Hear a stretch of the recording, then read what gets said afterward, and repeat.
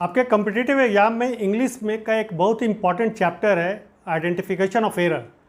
Error बहुत तरह से उसमें रहता है। कभी कभी बड़ा सेंटेंस है उसमें पार्ट पार्ट कर दिया जाता है ABCD, उसमें कहाँ पर एरर है। कभी रहता है कि छोटा सेंटेंस एक है उसमें कहाँ पर एरर है। कभी आपको गलत प्रीपोजिशन यूज़ रहेगा उसको करेक्ट करने के लिए दिया जाएगा, या फिल इन द ब्लैंक्स रहेगा उसमें आपको एरर एक तरह से किया रहेगा, वो आपको भरना होगा, सही करना होगा। तो इसका पार्ट 1 हम कुछ दिन पहले अपलोड कर चुके हैं वीडियो। आज इसका सेकंड पार्ट हम कर रहे हैं और आगे भी कुछ पार्ट्स हम यूज़ करते रहेंगे, क्योंकि इंग्लिश में सेंटेंस स्ट्रक्चर जो है that is the most important thing. इसको अगर आप सही करेंगे ना तो कंप्रीहेंशन वगैरह सब आपका सही होगा, फिल इन द ब्लैंक्स भी सही होगा, प्रेसिस वगैरह जहाँ लिखने की बात होती है वहाँ वो भी सही होगा आपका। तो ये आज हम इसका पार्ट 2 कर रहे हैं और आज आप सरप्राइजिंगली आपको बहुत छोटा छोटा सेंटेंस हम आपके पास लाए हैं।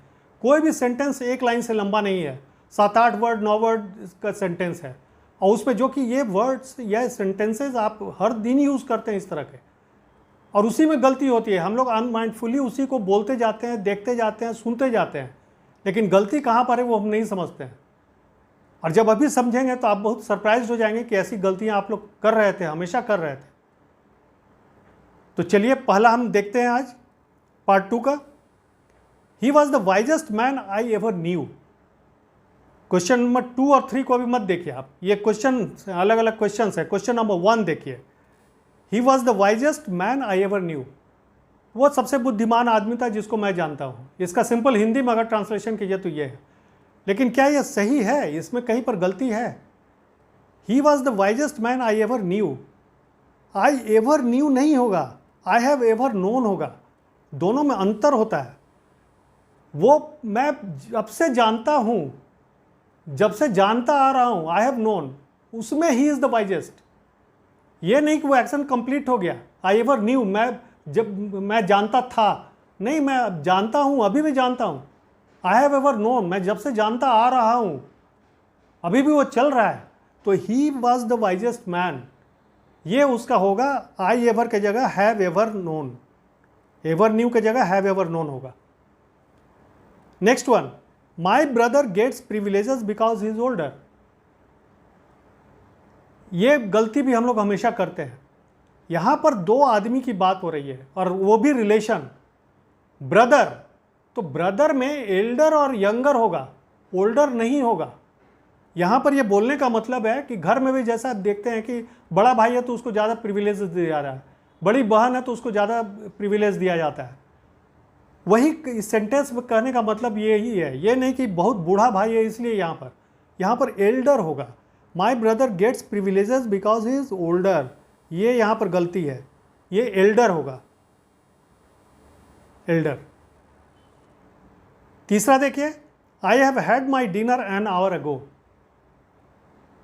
इसमें कहाँ गलती है? देखिए कितना छोटा सेंटेंस है, ये सिंपल 8 वर्ड का एक सेंटेंस है। इसमें आपको गलती ढूंढना है, और ये हर दिन यूज़ करते हैं। कहीं पार्टी में गए, कहीं कुछ गए, कोई आपको बोल रहा है अरे खाना खा लो ना, I have had my dinner an hour अगो। तो क्या ये सही है? नहीं, सही नहीं है। इसमें हैव हैड की ज़रूरत है क्या? दोनों की। हैव हैड कब लगाया जाता है? जब किसी चीज़ को बहुत ज़्यादा स्ट्रेस दिया जाता है, बहुत जोर देने वाली बात अगर है वो आई हैव हैड, वो किया जाता है। बहुत एक्सेप्शनल केस में यूज़ किया जाता है। दैट इज़ रॉन्ग इंग्लिश, लेकिन लोग इसको यूज़ करते हैं काफ़ी। यहाँ पर हैव यूज नहीं होगा, सिंपल होगा आई had my dinner an hour ago. Next page में देखिए तीनों का आंसर किया हुआ है। देखिए, ही was the wisest man I have ever known, जो मैं बता रहा था आपको। आई न्यू का मतलब ही अलग हो जाएगा, मैं जानता था, वो एक्शन खत्म हो गया। अरे आई हैव एवर नोन ये चल रहा है अभी भी, मैं जब से जानता हूँ। My brother gets privileges because he is elder and I had my dinner an hour ago. Have had नहीं होगा, उतना स्ट्रेसफुल ये सेंटेंस नहीं है, उसकी ज़रूरत नहीं है यहाँ पर। Next question, Mohan like his brothers are careful about his work. यहाँ क्या कह रहा है कि मोहन अपने भाइयों की तरह अपने काम के प्रति बहुत केयरफुल है। तो यहाँ पर गलती कहाँ है? देखिए यहाँ पर गलती है, आपको पंक्चुएशन देखना पड़ेगा क्या है। मोहन के बाद कॉमा, लाइक हिज ब्रदर्स के बाद कॉमा। तो ये इस तरह से जब सेंटेंस यूज होता है तो क्या है? लाइक हिज ब्रदर्स, ये कंपैरिजन किया जाता है, मोहन के साथ कंपैरिजन किया जा रहा है। मोहन दूसरे भाइयों की तरह केयरफुल है, तो ये मोहन के बारे में कहा जाता है, नॉट अबाउट हिज ब्रदर्स। अगर यहां पर कहा जाता मोहन एंड हिज ब्रदर्स, तब ये बात अलग हो जाती।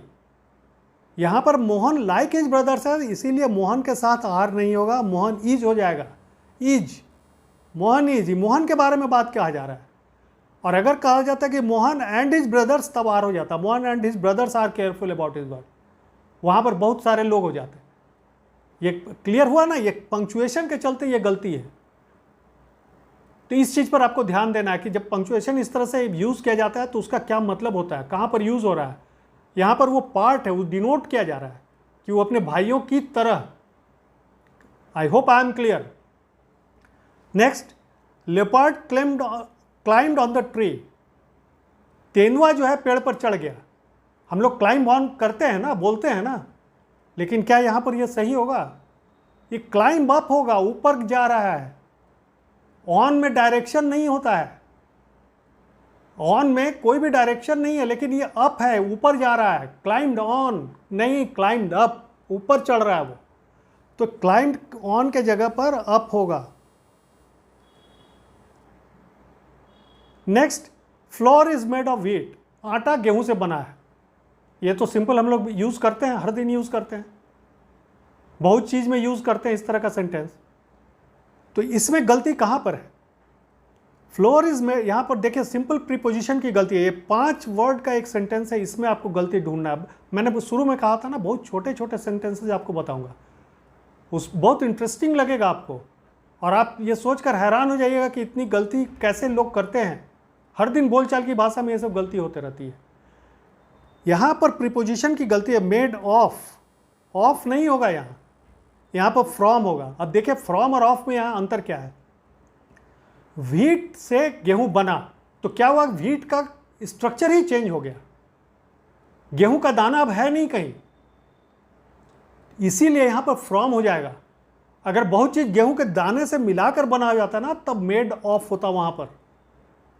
बात आई समझ में? ये अंतर कहां पर है?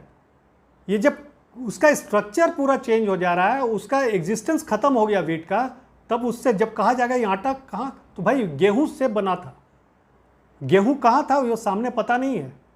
लेकिन अगर कोई चीज बता, गेहूं का बीड अगर बना दिया जाता छोटा छोटा, तो बोलता है that it is made of wheat, wheat grains, क्योंकि वो उसमें गेहूं सामने दिख रहा है। क्लियर? नेक्स्ट, ये देखिए नेक्स्ट पेज में इसका आंसर्स है। Mohan like his brothers is careful, ये यहां पर गलती है। Leopard climbed up the tree, on के जगह अप होगा, ये यहां पर गलती थी। And flour is made from.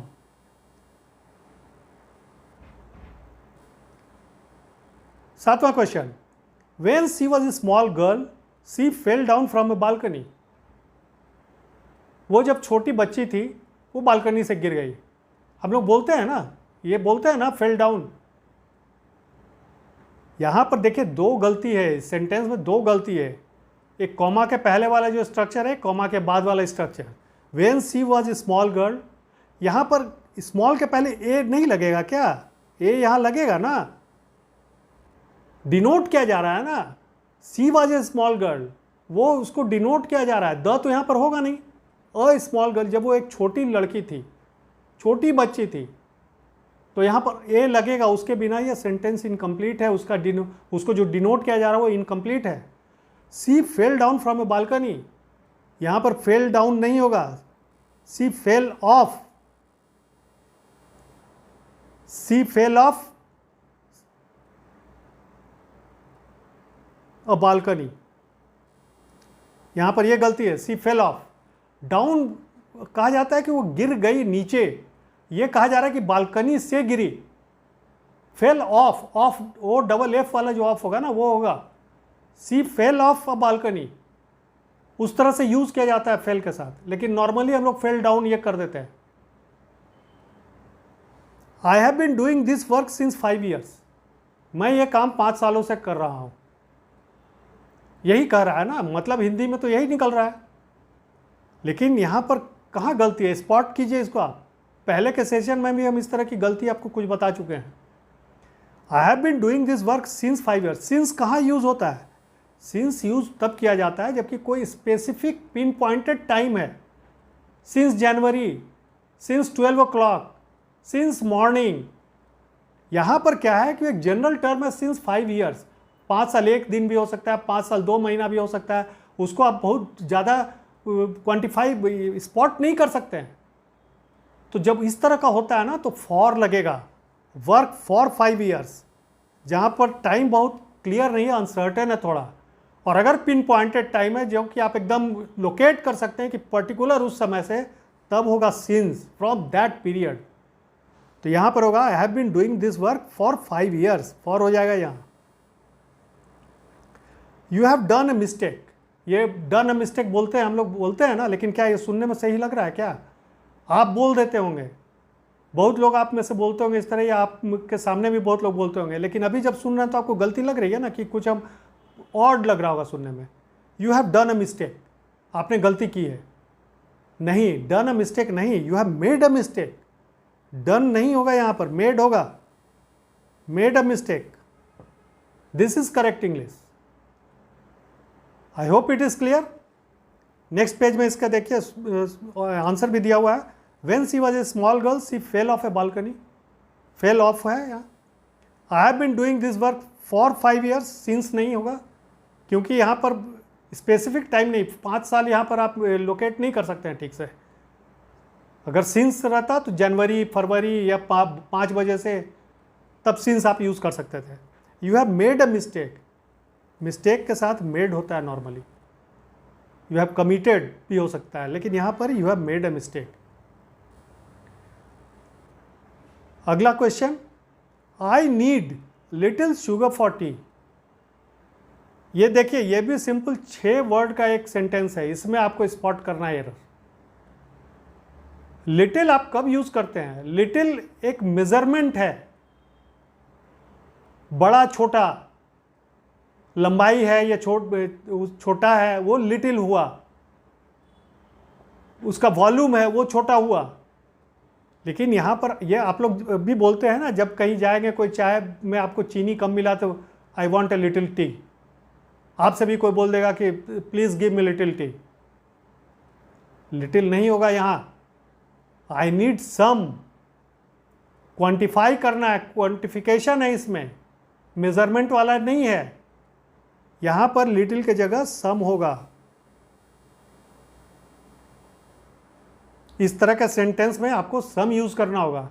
Some sugar, some salt, इस तरह से लिटिल मेजर किया जाता है, सम क्वांटिफिकेशन होता है। Next, if you would have studied hard you should have passed. इस सेंटेंस में आप स्पॉट कीजिए कहाँ गलती है। ये 2 पार्ट में सेंटेंस है। If you would have studied hard, comma, you should have passed. ये सुनने में कहीं अटपटा लग रहा है आपको? ये दोनों पार्ट में एक एक गलती है। If you would have studied hard, यहाँ पर यू वुड हैव नहीं होगा, यू हैड, क्योंकि एक्शन कंप्लीट हो गया, उसको बताया जा रहा है। If you had studied hard, अगर आपने मेहनत किया होता तब आप निश्चित पास हो जाते, यू वुड हैव पास्ड। तो यहाँ पर ये अलग हो जाएगा और यहाँ पर यहाँ पर हैड होगा। If you had studied hard you would have passed, आप डेफिनेटली पास हो गए होते। शुड वगैरह नहीं, शुड का मतलब हिंदी में होता है चाहिए, वो यहाँ कहने का मतलब नहीं है। तो इस सेंटेंस में 2 गलतियाँ हैं। Next, your son is 5 years old, isn't it. ये बोलते हैं ना, आप लोग भी बोलते हैं, सुनते भी होंगे, इजंट इट, बात बात में होता है इजंट इट। लेकिन इट यहाँ पर होगा क्या? ये किसके बारे में बात हो रही है? Your son is 5 years old। तो फिर हम क्या पूछ रहे हैं? इजंट ही, उसके बारे में कह रहे हैं ना, कि क्या वो 5 साल का नहीं है? तो यहाँ पर सन है तो ही हो जाएगा, मेल है तो। यही लड़की अगर होती, your daughter is 5 years old, तो इजंट सी, इजंट यू। माँ के बारे में बात होती तो इजंट सी, ऐसे यूज होगा। लेकिन 99% गलती ये होता है, हम लोग इजंट इट करके ख़त्म कर देते हैं। तो यहाँ पर होगा इजंट इट के जगह इजंट ही, सन के बारे में कहा जा रहा है। देखिए आंसर में भी दिया हुआ, I need some sugar for tea, if you had studied hard you would have passed, your son is 5 years old, isn't he. I am looking forward to see him. बोलने में तो हम लोग बोल दिए, लेकिन क्या सुनने में सही लग रहा है आपको? अब फास्ट बोल कर कोशिश कीजिए समझने की। I am looking forward to see him, to see नहीं होगा ना, टू सीइंग हिम, ये इसका करेक्ट स्ट्रक्चर होगा। I am looking forward to seeing him, वो जब आएगा उसको देखने के लिए मैं बहुत लालायित हूँ। तो यहाँ सी नहीं होगा, सीइंग होगा, जेरंड लग जाएगा। ही never has and never will say such things in public. He never has comma and never will say such things in public. वो कभी नहीं कहा है और कभी ऐसा पब्लिक में कहेगा नहीं। इसका हिंदी मतलब सिंपल यही निकल रहा है, लेकिन इसके स्ट्रक्चर में गलती है, बहुत छोटी गलती है। इसको आप एक स्ट्रक्चर में वहाँ पर अगर चेंज कर देंगे ना, पूरा आपको मतलब क्लियर हो जाएगा। ही never has and never will के जगह विल नेवर हो जाएगा, जस्ट उल्टा हो जाएगा। And will never have, he never has and will never say such things in public, as simple as that. इसको जस्ट उलट देना है। He has bought a new car last week, इसमें गलती कहाँ है? अरे हैज लगाने की जरूरत है क्या यहाँ पर? ये एक्शन कंप्लीट हो चुका है। He bought a new car last week, last month जब भी है वो खरीद चुका, तो यहाँ पर फिर हैज लगाने की जरूरत नहीं है। सिंपल इसका होगा he bought a new car last week, that is the correct answer. देखिए इसमें I look forward to seeing him, he never has and will never, वो नेवर और विल को उलट दिया गया है, say such things in public and he bought a new car last week. तो ये था आज का पार्ट 2। अब कुछ दिन के बाद हम पार्ट 3 भी आपका लाएंगे। ये छोटे छोटे सेंटेंस आपको कराएंगे, इससे आपका पूरा स्ट्रक्चर सेंटेंस का समझ में आएगा। इंग्लिश में आपको कमांड हो जाएगा। छोटे अच्छी इंग्लिश वो होती है जो छोटी छोटी सेंटेंस में बनाया जाता है, बड़ा सेंटेंस नहीं, और सिंपल वर्ड्स, सिंपल वोकेबलरी का यूज़। तो ये छोटे छोटे आप सीखिए, आपका इसमें मास्टरी हो जाएगा। चलिए, दैट्स ऑल।